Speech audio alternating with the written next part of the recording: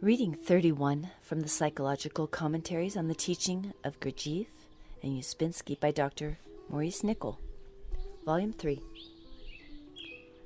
Coramide, Ugle,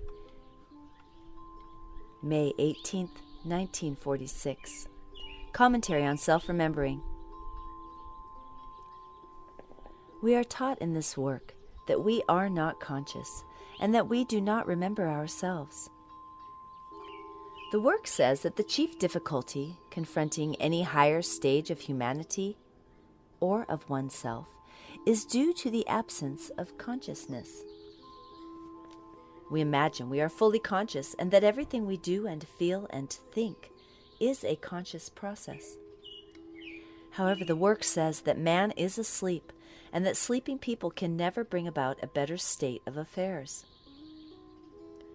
Our level of being is characterized by this state of sleep, which we are told first of all to study in ourselves. This state of sleep, which defines from one angle our level of being, inevitably attracts the life belonging to that level of being, the result of which we can see in the world today.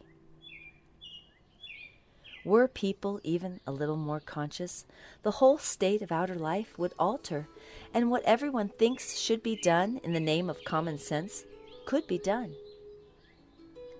As you know, the emphasis in this work is laid on this factor called consciousness. This work is not based on faith or hope or love directly, but on consciousness. Consciousness in the work is called light. For example, if I remain in my ordinary state of consciousness, which is really a state of sleep, my level of being will attract what belongs to it.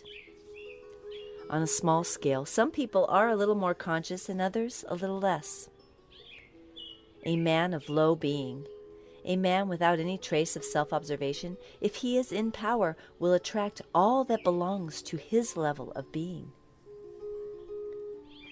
Tonight I wish to speak once more about self-remembering and what the work teaches in regard to how we can change our own level of being.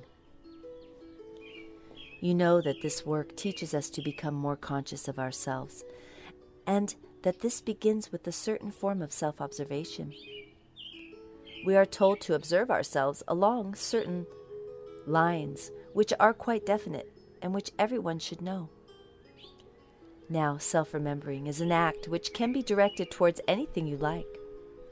A person may, for example, always remember his or her own misery and keep it in the forefront of themselves. The work calls this negative self-remembering. This is not really a conscious act, as self-remembering must become eventually, but it is a mechanical self-remembering. Take, for instance, your different forms of internal accounts that you have made in the past. That is what you think other people owe you. All the incidents in which you feel that you have not been given a proper chance. If you keep all this in the forefront of yourself, it is exactly an example of negative self-remembering. Which self are you remembering in such a case? Or which selves? You are remembering negative selves or I's. That is, you do not really, in the work sense, remember yourself, but you remember certain selves in you quite easily, and these selves are in the negative sides of centers.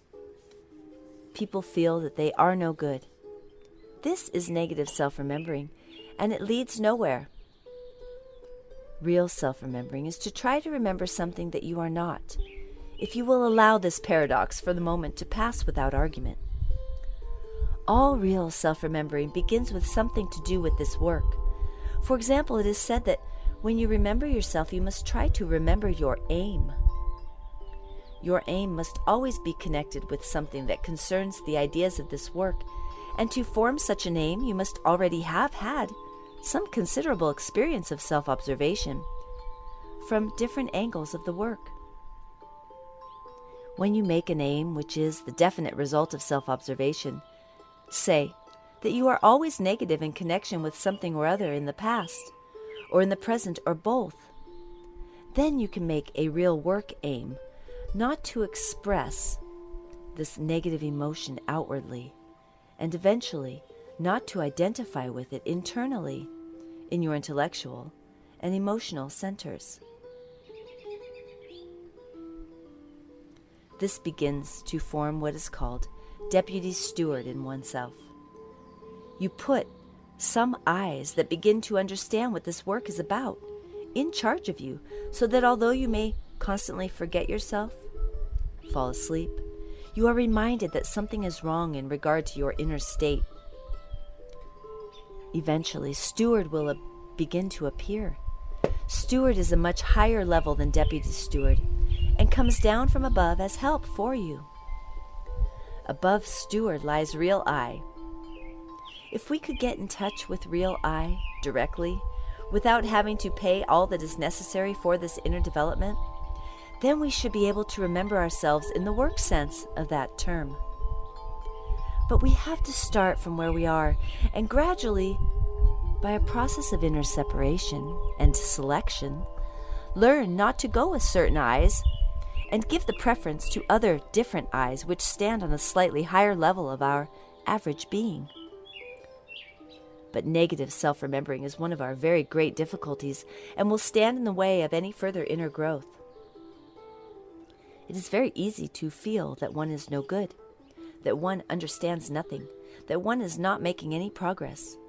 It is very easy to yield to these eyes that say, if only this, if only that. All this is negative self-remembering and has to be separated from eventually. In fact, it is sometimes very astonishing to realize that what we thought was our genuine humility is nothing of the kind, and that it is nothing but an artifice arising from our false personality, that it is a form of vanity or self-pride. You have heard that the only thing that we can sacrifice is our suffering. What does sacrifice mean? Sacrifice means originally to make holy.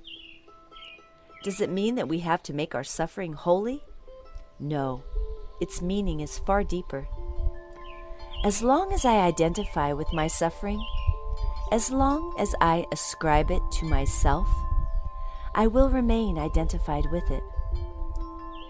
Now, whatever was made holy originally meant that with which all personal connection had been given up. It belonged then to God. If you like, you can substitute for the word holy the word conscious. You cannot become conscious of anything in yourself as long as you identify with it. To become really conscious of anything in yourself is to be no longer identified with it, no longer it. If I become conscious of my mechanical forms of suffering and internal account-making and my negative states, they are no longer me. I detach myself from them. I let them go, as it were. I no longer feel myself by means of them. As a result, my feeling of myself will change.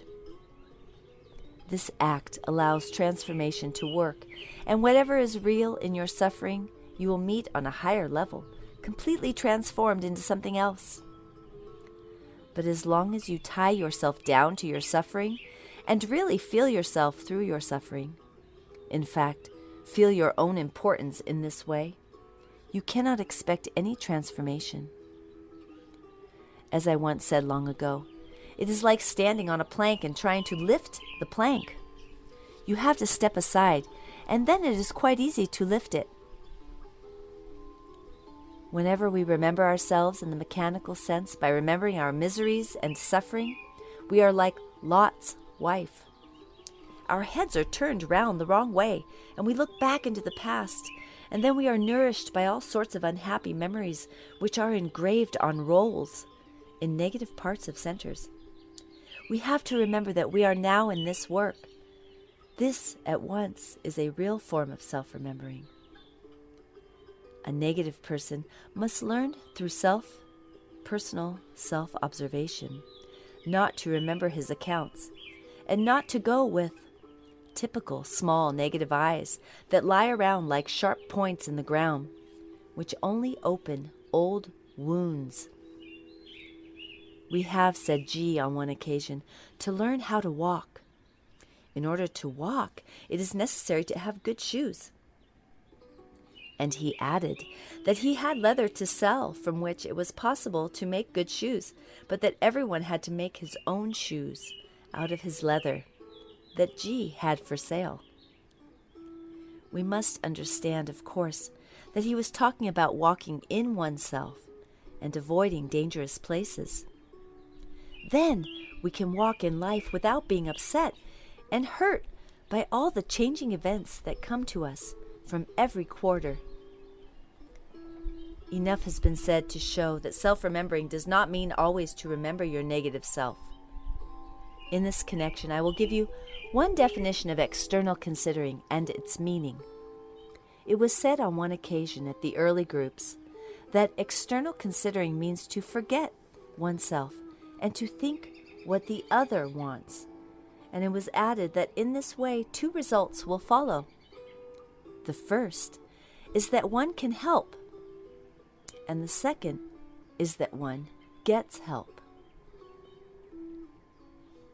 But if you really come to think about the whole question, you will see that all real self-remembering is simply forgetting yourself, your ordinary self, your ordinary negative eyes, your ordinary forms of internal considering, and all the rest of it, and feeling certain that some further state of yourself exists above all this personal uproar that takes place all day long in each one of you, with which you keep on identifying.